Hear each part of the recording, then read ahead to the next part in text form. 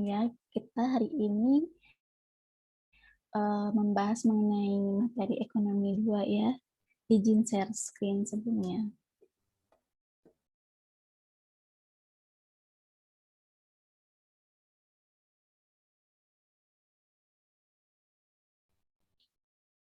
Nah, hari ini kita membahas tentang elastisitas, teori konsumsi, dan teori produksi.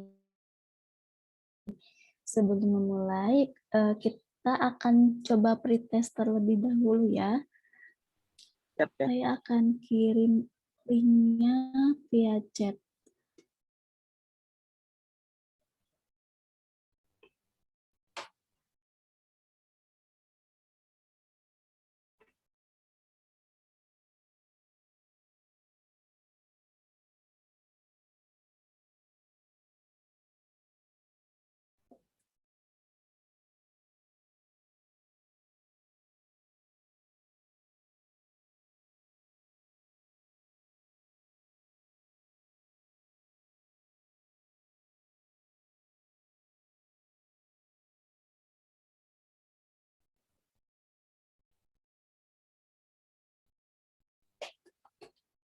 Sudah bisa diakses untuk link yang sudah Teteh kirim?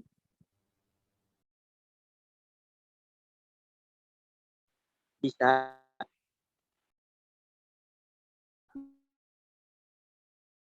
Oke, semangat kalian. Waktunya 10 menit.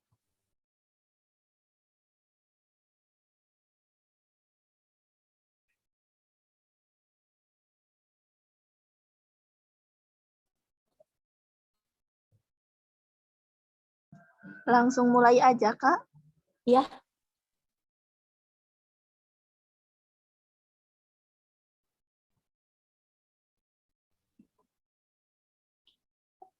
Waktunya 10 menit untuk keserentakan selesai berarti kayak lebihkan 5 menit ya. Selesai di 10.30.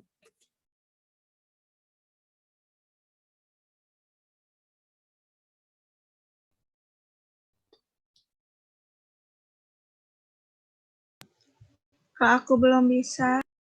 Belum bisa masuk? Belum. Kayaknya jaringannya deh. Udah ada yang bisa tapi yang lain?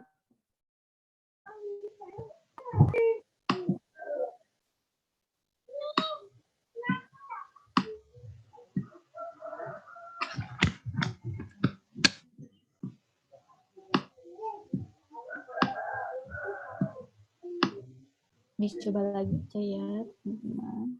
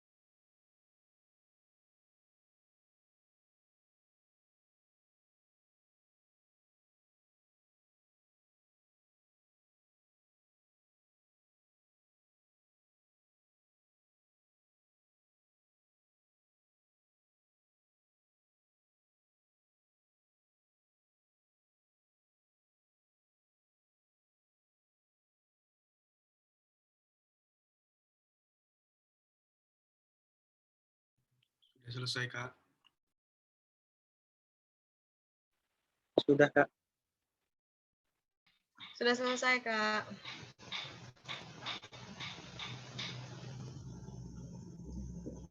Semuanya sudah selesai? Sudah. Oke, gimana hasilnya? Jelek, Kak. Jelek, Cukup Kak. lah. Enggak apa ya. Sebentar ya.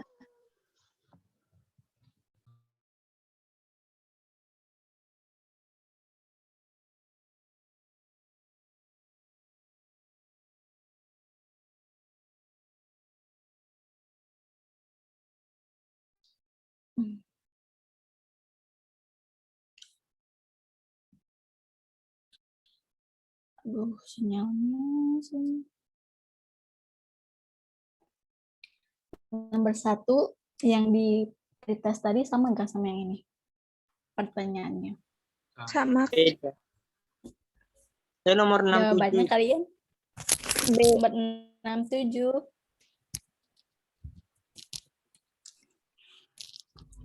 Oke, kita bahas satu-satu ya. Nih, di soal nomor 1 itu, yang ditanyakan kepuasan konsumen dari mengonsumsi barang atau jasa dapat diukur atau dihitung dengan angka-angka. Merupakan salah satu pendekatan untuk mempelajari perilaku konsumen, yaitu pendekatan atributkah, kardinal, ordinal, agio, atau indifferent curve. Nah, ternyata jawabannya kardinal nih. Kalian jawabannya apa?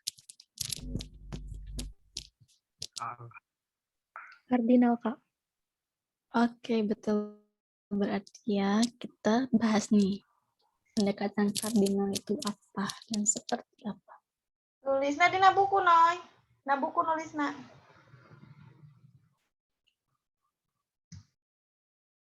Nah, jadi tuh pendekatan itu ada 2 ya. Nah, kita bahas tentang perilaku konsumen dulu. Perilaku konsumen itu pada dasarnya menjelaskan bagaimana konsumen mendayagunakan sumber daya yang ada dalam memuaskan keinginannya atau kebutuhannya dari suatu atau beberapa produk. Nah, dalam teori perilaku konsumen ini terdapat 2 pendekatan utama nih, ada pendekatan kardinal dan pendekatan ordinal. Nih, pendekatan kardinal. Nih, menurut pendekatan kardinal, utilitas suatu barang dan jasa dapat diukur dengan satuan util. Sedangkan menurut pendekatan ordinal, dikatakan bahwa kepuasan dapat dianalisis dengan sebuah kurva, yaitu kurva indifferent. Jadi, yang nomor 1 di opsi yang ada kurva indifferent itu merupakan alat untuk mengukur kepuasan menurut pendekatan ordinal. Sedangkan kalau untuk menurut angka-angka itu merupakan pendekatan kardinal. Nah, ada juga nih agio atau agio saham. Nah, ini merupakan selisih lebih setoran pemegang saham di atas nilai nominalnya. Jadi tidak termasuk ke dalam kepuasan konsumen ya.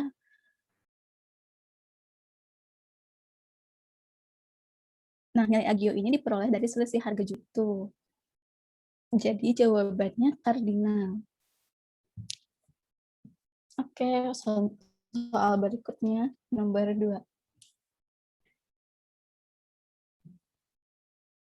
Nih, jika hubungan antara barang X dan barang Y adalah komplementer, maka koefisien elastisitas silanya adalah ada yang A ini elastisitasnya lebih dari 0, kurang dari 0, sama dengan 0, sama dengan 1, dan elastisitasnya sama dengan ta hingga. Jawabannya yang B. Oke nih, kita bahas nih. Jadi dalam sebuah elastisitas permintaan itu, elastisitas silang itu terdapat dua nih, ada yang sifatnya positif dan sifatnya negatif, di mana yang sifatnya positif itu merupakan barang yang substitusi, sifatnya substitusi, saling menggantikan, dan ada juga yang komplementer, saling melengkapi. Nih, yang positif itu terjadi ketika harga barang X naik, maka permintaan barang Y akan naik. Saat harga X naik, permintaan Y naik. Nah, jadi kan si barang X tergantikan oleh barang Y seperti itu. Lalu untuk yang negatif, ketika harga barang X naik, permintaan terhadap barang Y turun.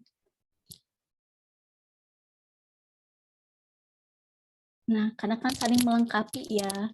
Jadi saat yang harga X naik, maka permintaan Y pun ikut turun seperti itu.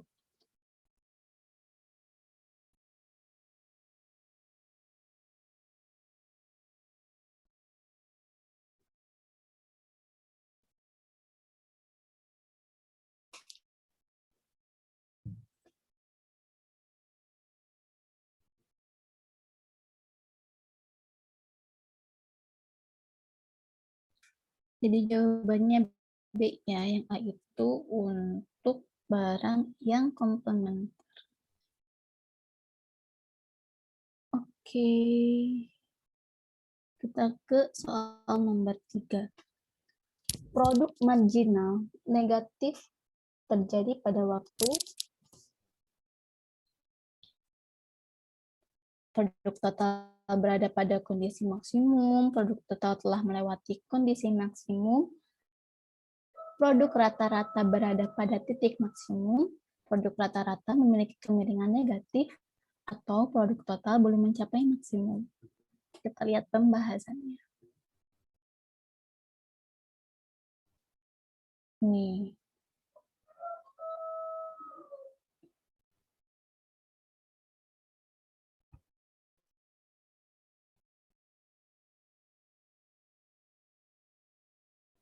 Nih ada marginal produk atau produk marginal bernilai positif dan nilainya meningkat. Perusahaan tidak berhenti menambah tenaga kerja sampai pada titik average produk mencapai maksimum. Jadi terus aja ditambah sih tenaga kerjanya.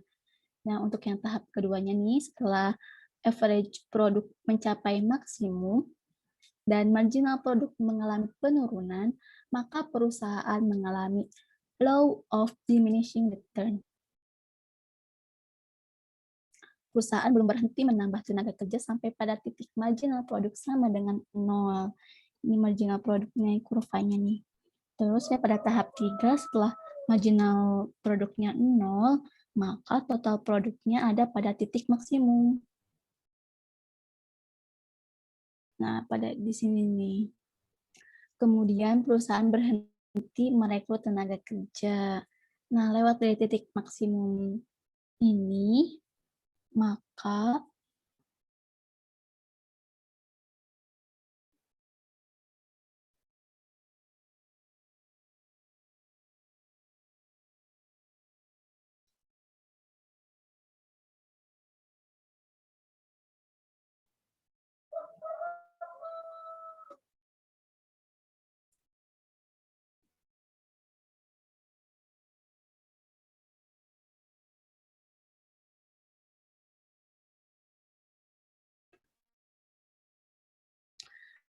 total produksinya akan menurun. Nah, berarti marginal produknya menjadi negatif.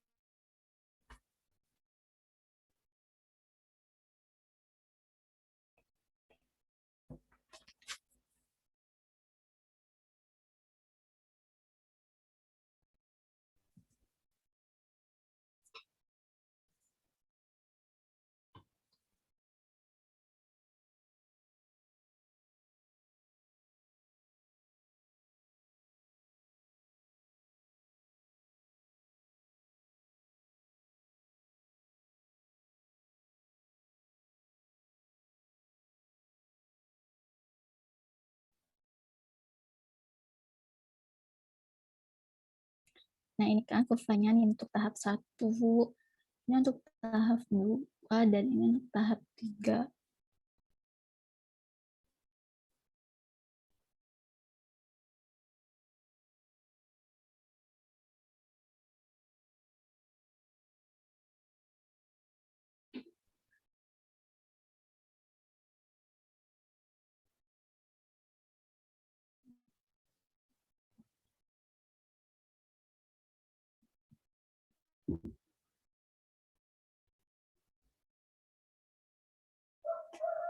Mohon maaf ya, sebentar sedang gangguan.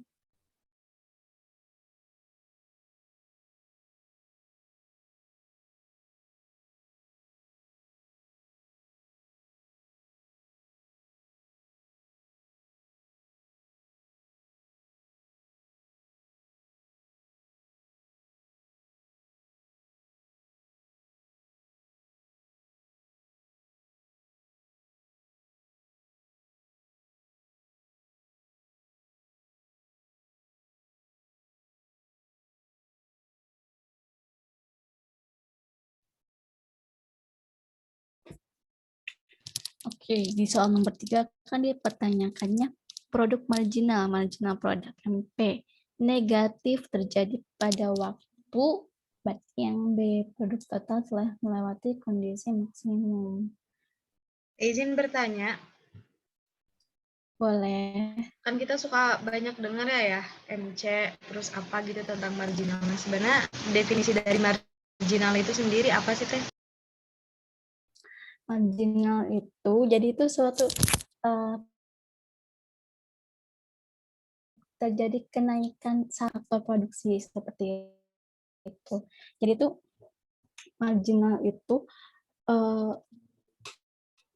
peningkatan, kalau ini terkait produk ya, berarti saat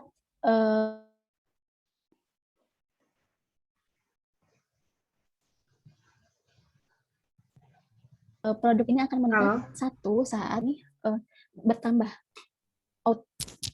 Suara Tete terdengar? Enggak, Teh. Tadi agak sedikit lep-lep. Oke, maaf ya, karena jaringannya kurang stabil nih.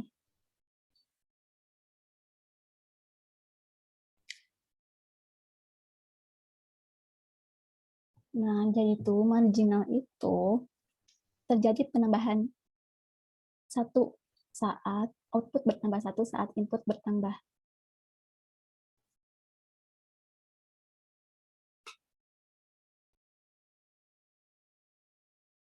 Singkatnya seperti itu. Kenapa, Teh? Maaf tadi lupa.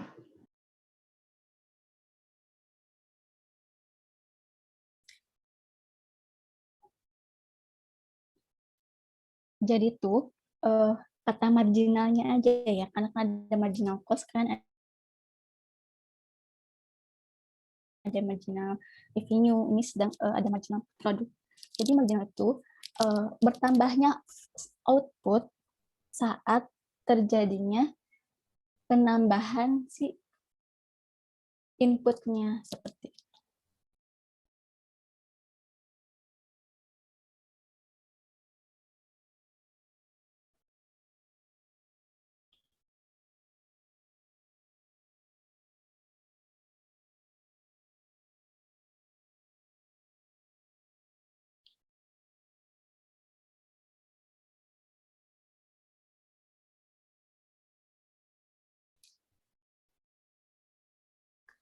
Nah, karena di sini marginal produk,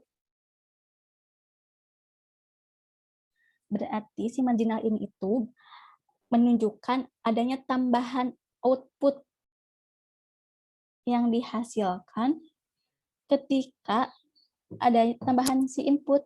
Jadi ketika si MP ini tuh menunjukkan bahwa misalnya awalnya itu saat inputnya 1 menghasilkan produknya itu 5.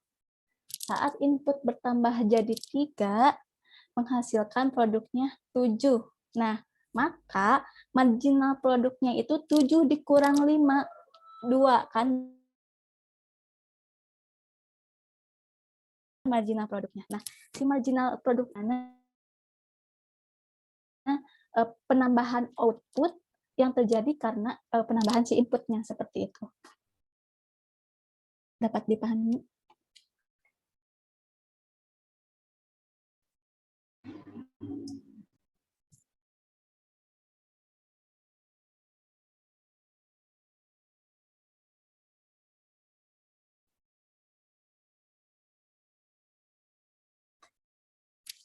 Suara Tata terdengar?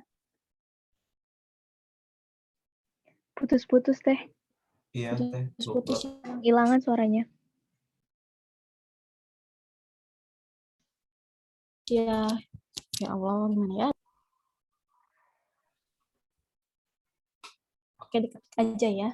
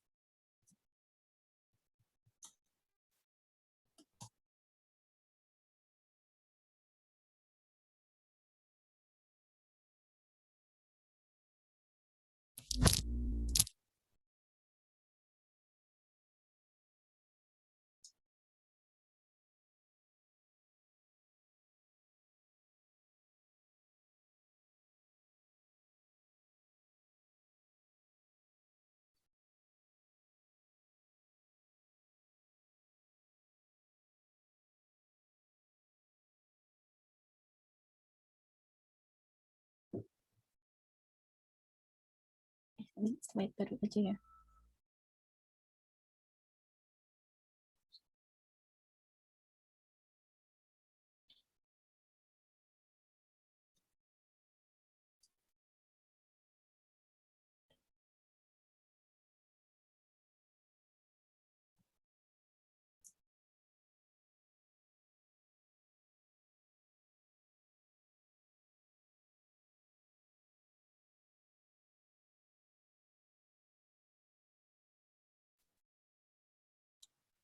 Halo, Teh Deswi. Iya. Oh, Eh, akhirnya eh, ada suara te- sekarang jelas gak suara saya? putus-putus. Putus teh. Putus-putus ya. Putus.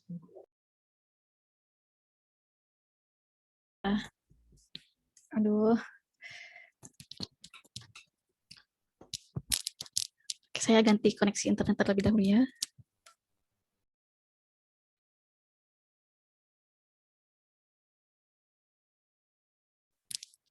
Aduh, sinyal di sini itu ternyata tidak bagus. Bentar ya, saya ketik ya.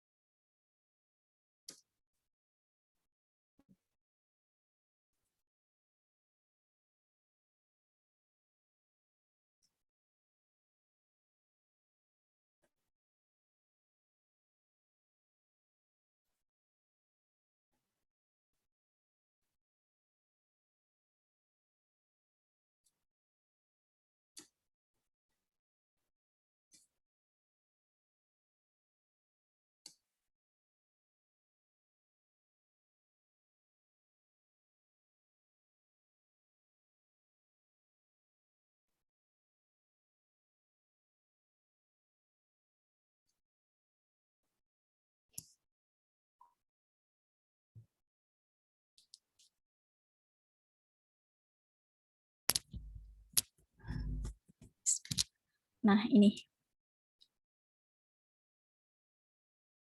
Saya kasih warna ya.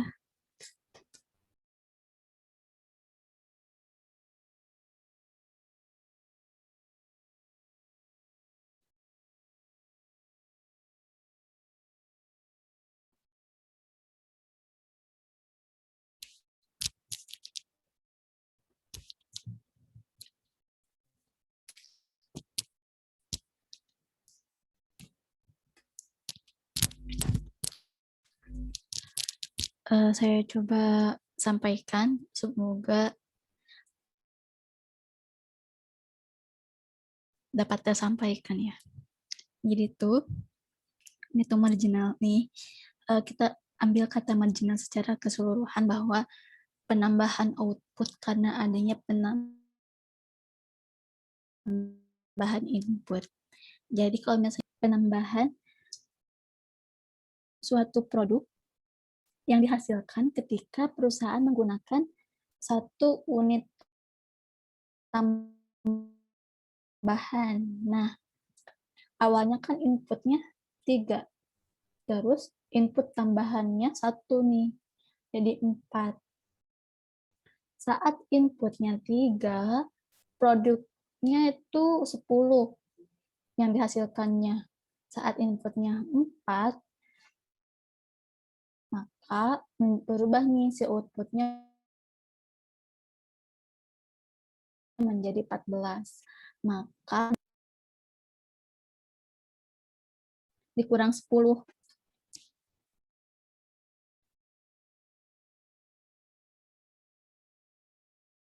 14 dikurang 10 yang kebalik sama dengan 4. Nah, si 4 ini tuh merupakan penambahannya. Penambahannya yang terjadi ketika si inputnya bertambah.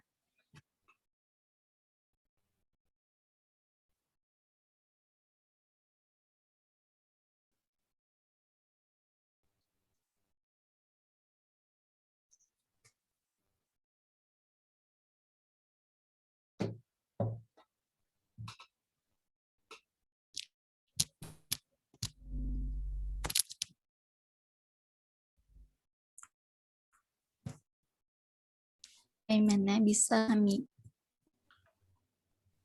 Suara saya masih putus-putus? Masih. Tapi masih bisa terdengar lah ya.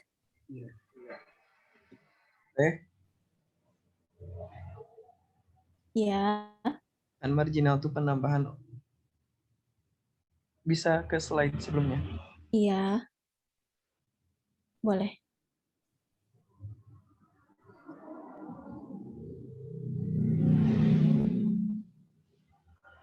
Kan marginal itu penambahan output karena adanya penambahan input. Kalau ini berlaku cuma untuk penambahan aja atau pengurangan juga? Berlaku enggak?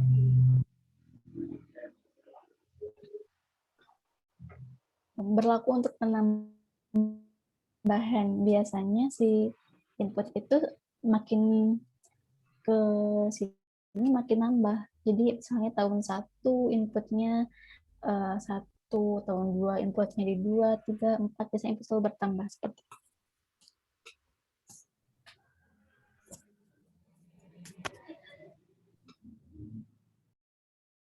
Suara saya tersampaikan? Atau Iya, Teh. Ayat, alhamdulillah berarti ya, dapat tersampaikan. Jadi seperti itu, input itu biasanya bertambah dari tahun ke tahun.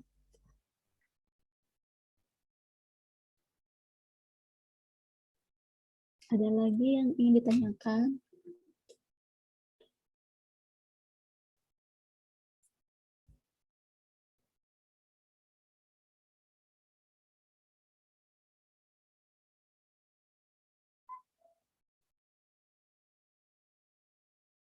Kita lanjut saja ya.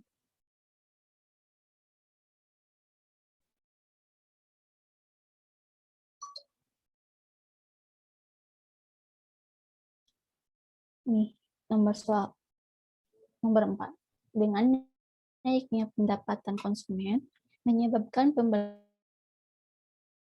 barang X menurun. Berarti barang X ini merupakan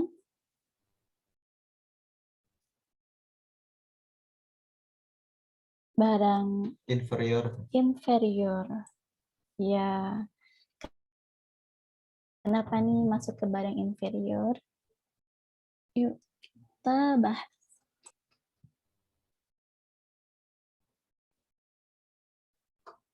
Ini ada opsi akan tentang barang superior ya. Yang barang superior itu apa sih? Barang superior itu barang yang memiliki kualitas yang baik. Berarti beda ya dengan soal yang dipertanyakan. Nah, ketika pendapatan seseorang naik, maka akan meningkatkan keinginan untuk membeli barang superior. Nah, si barang superior ini itu memiliki elastisitas positif lebih dari satu. Contohnya itu mobil mewah, smartphone mewah, pokoknya yang mewah-mewah ya. Lalu yang B itu barang mewah. Jadi barang mewah itu di dalamnya barang sub dari barang inferior, barang dari superior. Lalu berikutnya ada barang inferior. Nah, barang inferior itu barang yang memiliki kualitas yang rendah. Barang inferior banyak dicari oleh mereka yang memiliki tingkat pendapatan yang rendah.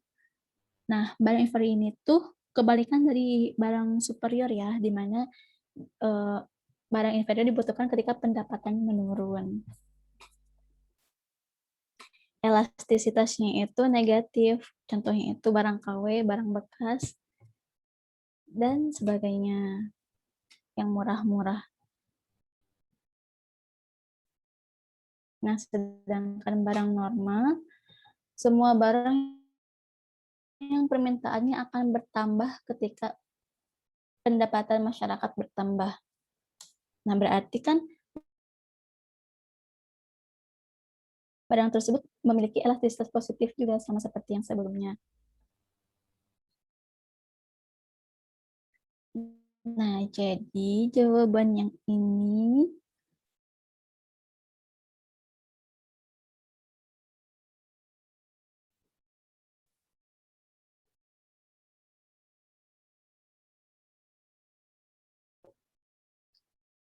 karena naiknya pendapatan pasti si konsumen ingin mencari barang yang lebih bagus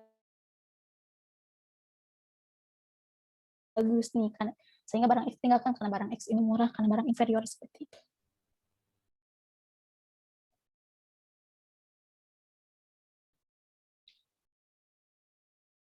Nah,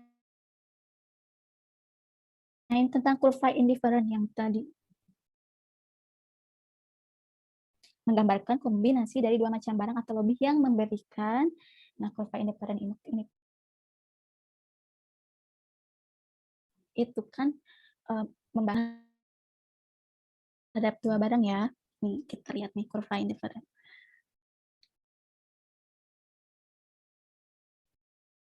Nah, kurva indifferent itu kurva yang menunjukkan kombinasi dua macam barang yang dikonsumsi.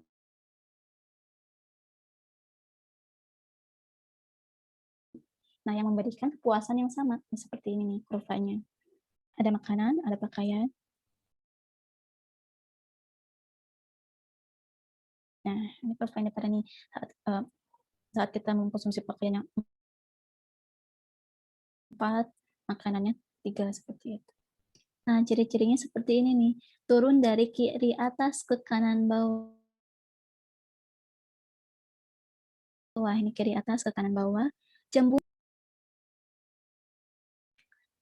Kurva indifferent tidak saling berpotongan. Kan? Tidak berpotongan kemana-mana.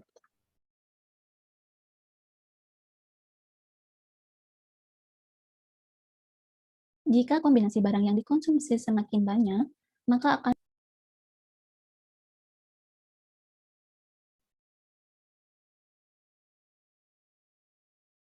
berarti semakin jauh dari titik origin.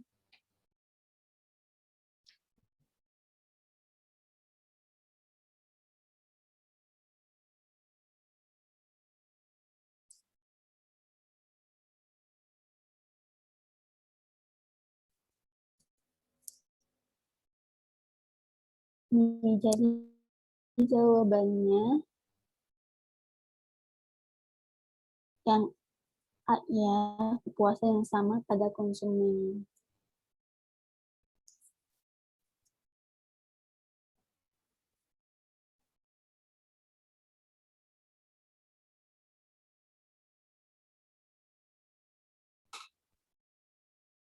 Lalu berikutnya mengenai elastisitas harga permintaan. Koefisiennya itu menjelaskan tentang apa sih katanya di soal nomor 6 itu.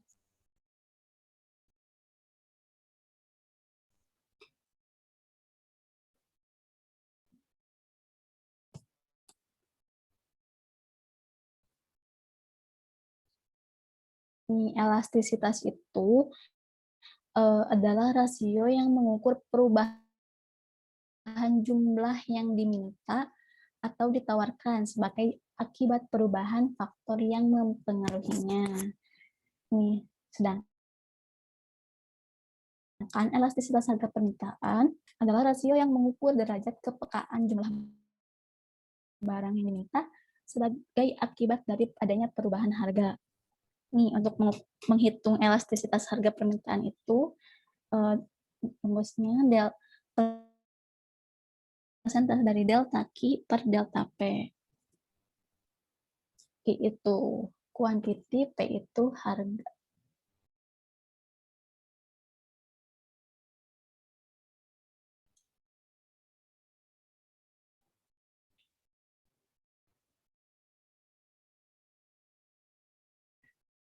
Nah, berarti ini ya, Q itu kan quantity jumlah barang. P itu harga, berarti jawaban yang tepatnya opsi yang D. Persentase perubahan jumlah barang yang diminta dibagi persentase perubahan harga barangnya.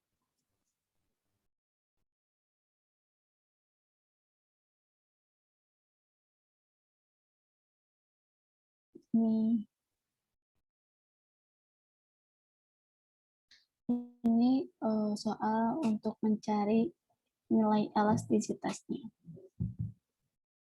Diketahui fungsi penawaran pasar tepung terigu adalah P sama dengan 10 plus 0,5 Q. P adalah harga per kilogram tepung terigu dalam ribuan rupiah. Q adalah jumlah tepung terigu yang ditawarkan per satuan waktu dalam kilogram. Apabila harga per kilogram tepung terigu sebesar 15, elastisitas harga penawaran pada tingkat harga tersebut adalah, berarti kita cari nih elastisitasnya menggunakan rumus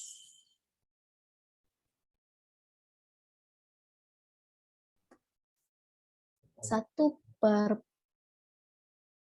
P aksen dikali P per Q.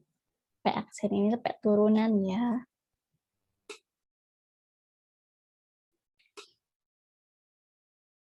Ini biasa seperti pada umumnya sering kita jumpai untuk mencari MR, MC itu kan selalu menggunakan turunan. Nah, untuk P turunan juga sama ya. Fungsi P-nya 10 plus 0,5 Q, maka didapat P turunannya 0,5. Ini Q-nya jadi hilang.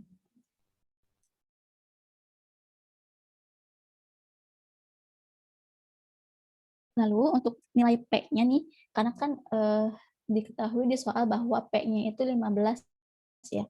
Kita masukkan nih si P-nya ini untuk mengetahui Q-nya berapa sih gitu saat harganya 15. Kita masukkan ke dalam fungsi, maka didapat Q-nya itu 10. Jadi saat harga 15, maka kuantitinya yang terjualnya 10. Nah, lalu kita hitung nih untuk rumus elastisitasnya 1 per P kali 15 yang kita udah soal per 10 yang sudah kita cari. Maka hasilnya 3. 3 ini merupakan elastis ya, karena lebih dari satu. Jawabannya E.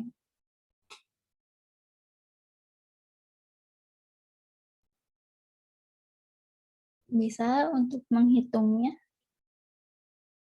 menghitung elastisitas.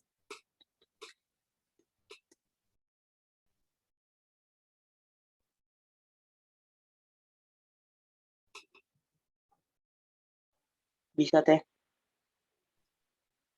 Oke, kita lanjut.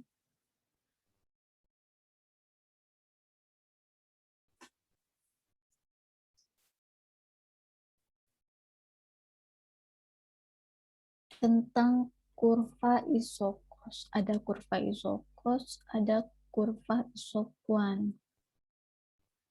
Nah, yang dipertanyakan tentang kurva isokos menunjukkan kemampuan optimal bagi perusahaan dalam menggunakan faktor produksi tenaga kerja dan modal. Seperti itu jawabannya.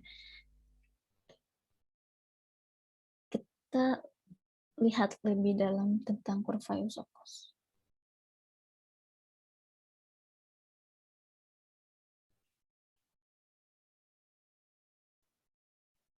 Nih, kurva isokos ini merupakan kurva anggaran produksi yang mencerminkan kombinasi dari dua input yang mempunyai biaya yang sama. Nih contohnya ya, ada contohnya nih. Untuk memproduksi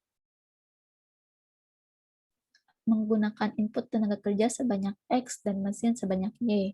Memiliki biaya yang sama bila menggunakan komposisi tenaga kerja sebanyak X plus 2 dan mesin sebanyak Y plus 2. Kan samakan komposisinya.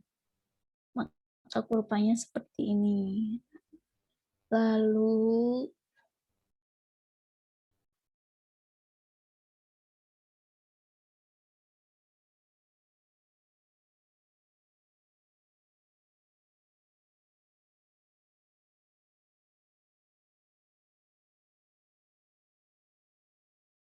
nih,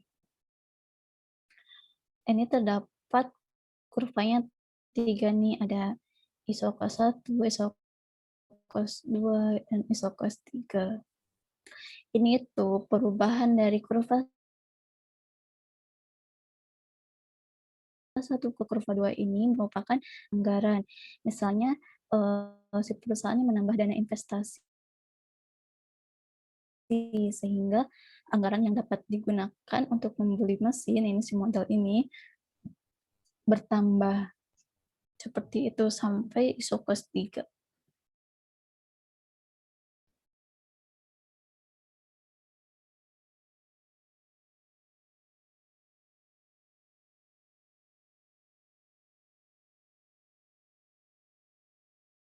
Nah, kalau ini tadi kan siku sama. Kalau yang ini adanya perubahan harga input saja.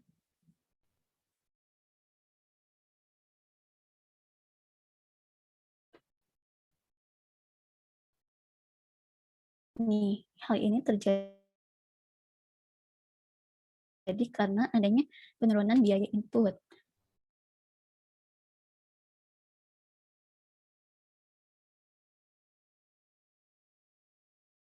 Kemiringan kurva isokos pada bagian tenaga kerja. Padahal dengan modal yang sama nih tenaga kerjanya jadi banyak nih karena ada penurunan kan tadi penurunan harga input seperti itu.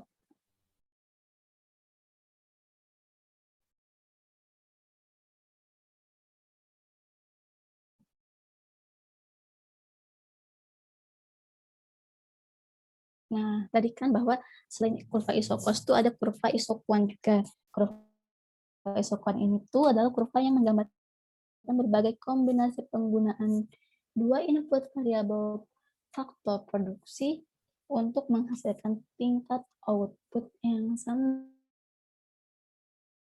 Oh, tadi kan biaya ya faktornya, faktor produksinya. Nah, ini untuk kurva isokuannya.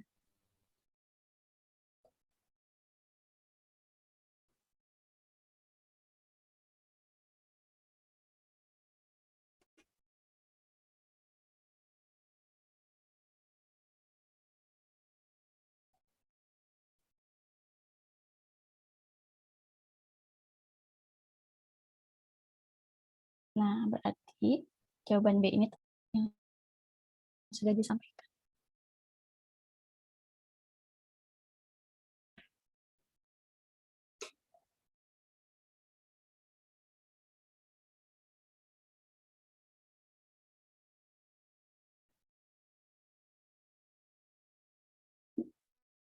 Lalu ini untuk nomor 9. Sebuah perusahaan menggunakan input kapital dan tenaga kerja, modal dan tenaga kerja seperti di kurva isokos yang tadi. Jika penggunaan input kapital dan tenaga kerja masing-masing bertambah 5% dan output meningkat 4 kan, constant return to scale, decreasing return to scale, increasing return to scale, economic of scale, atau diseconomic of scale.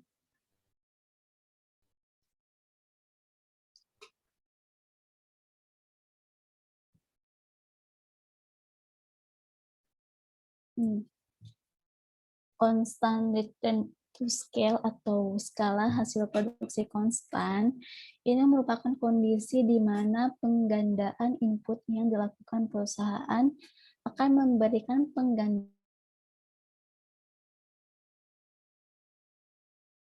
output yang sama. Jadi saat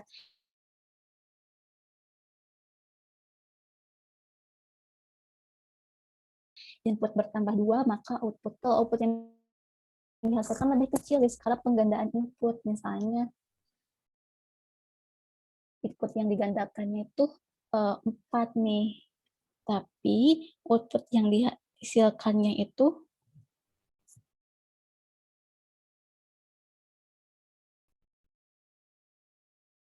lebih kecil, misalkan tetap naik tapi hanya 2 seperti itu. Lalu skala hasil meningkat atau increasing return to scale. Hal ini tuh terjadi di mana skala penggandaan input mengakibatkan perubahan skala penggandaan output yang lebih besar. Karena kan increase ya. Lalu skala ekonomis. Skala ekonomis ini tuh fenomena menurunnya biaya produksi per unit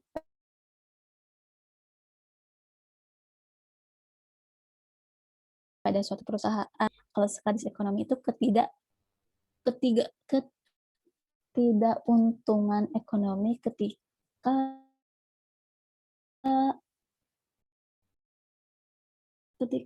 apa nih, perusahaan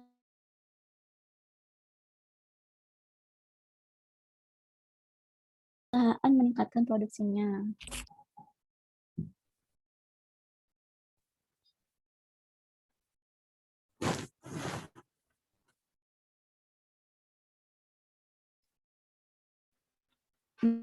Jadi itu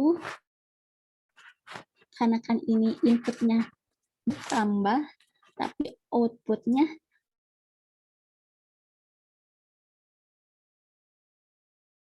meningkatnya 5%, sedangkan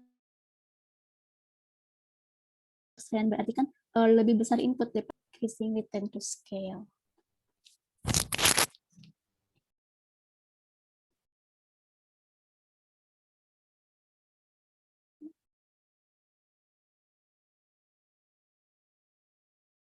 Nah, seperti ini kan, output yang dihasilkan lebih kecil dari skala penggandaan. Nah, itu nomor 10 nih.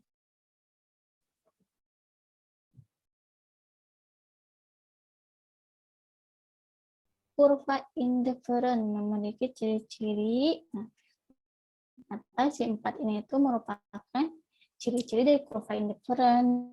Jadi jawabannya yang E, yang di kertas yang tadi ya, menurun dari kiri atas ke kanan bawah, puasa yang sama konsumsi dan tidak saling berpotongan.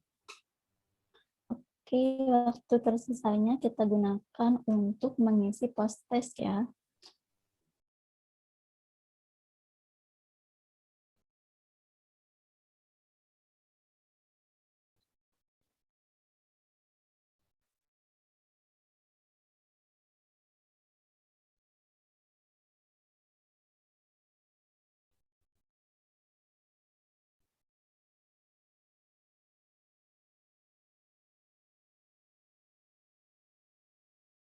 Mohon maaf ya karena suara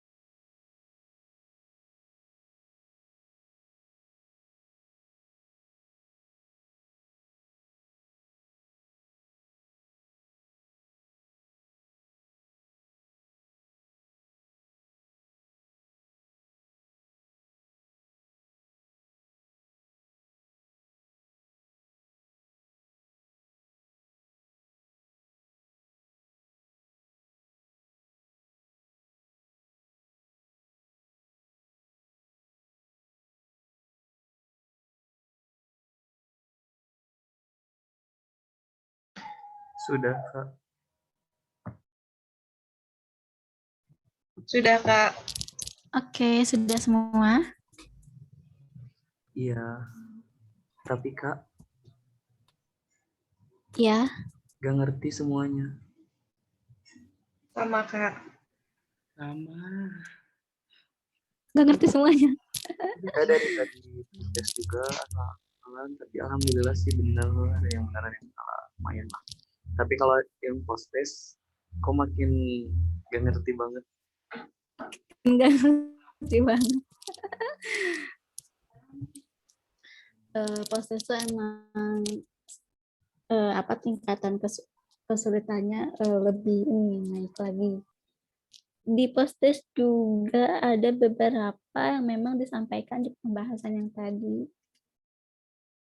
Ada yang ingin tanyakan yang mananya gitu, yang beberapa yang masih ingin, masih ada waktu nih 5 menit lagi.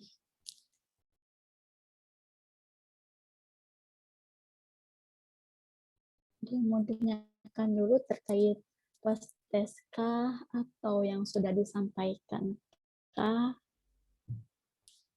Bebas.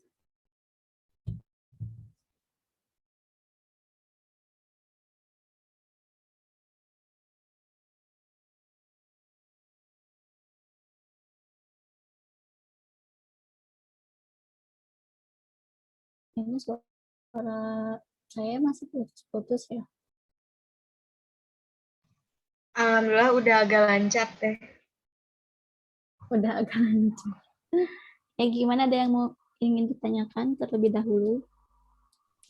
Teh, Ya, boleh minta penjelasan sedikit gak tentang yang sifat elastis itu? Soalnya kan tadi itu di post test ada yang tentang sifat elastis itu. Nah, tapi dua-duanya salah gitu. Jadi pengen tahu sifat elastis itu gimana? Boleh minta penjelasannya?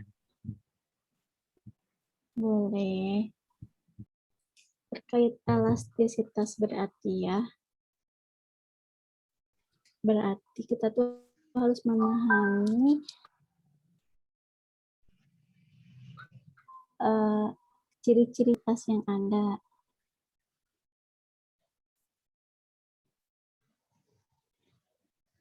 Oke, sebentar ya.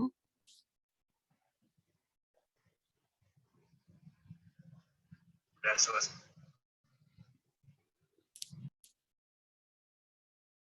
Tadi jawabnya apa?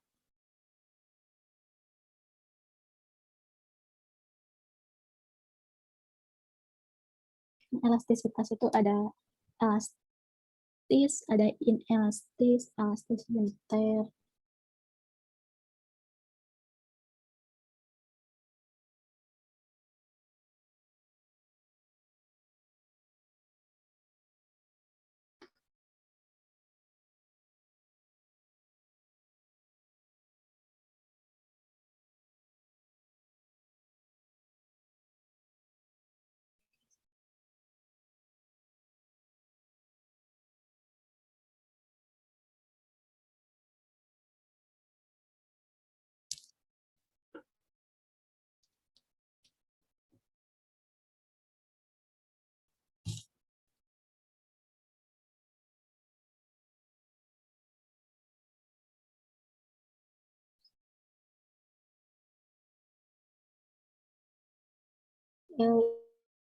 Izin ini ya, di stop dulu share screen yang ini. Biar lebih enak.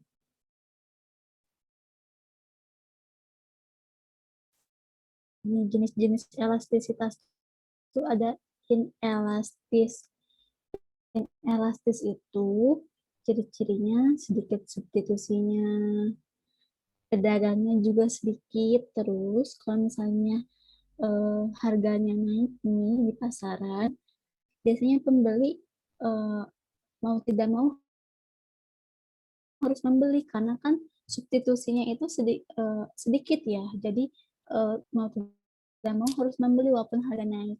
Nah, berarti pas harga naik tidak mempengaruhi si permintaan, maka produsennya, si pedagangnya akan mengalami kenaikan keuntungan karena harga naik, permintaannya tidak berubah, Berarti kan dari P1 ke P2, tapi kayaknya tetap pasti kan ada peningkatan keuntungan seperti itu. Lalu nih contohnya apa sih Teh untuk barang inelastis? Barang inelastis itu contohnya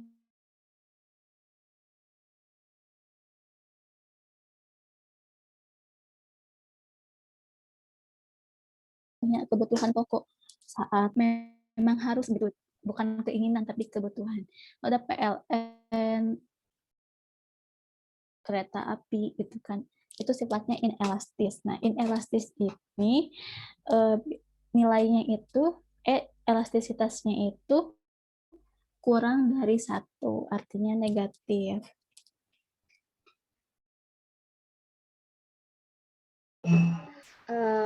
Halo Kak Respi, waktunya sudah habis.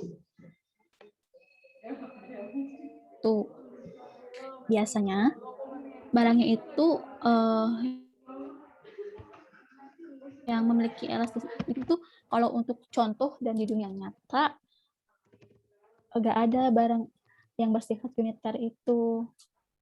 Terus elastis, nah kan tadi itu ada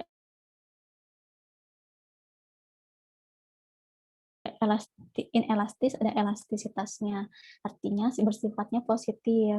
Biasanya yang elastis itu memiliki banyak barang substitusi, pedagang dan penjualnya banyak.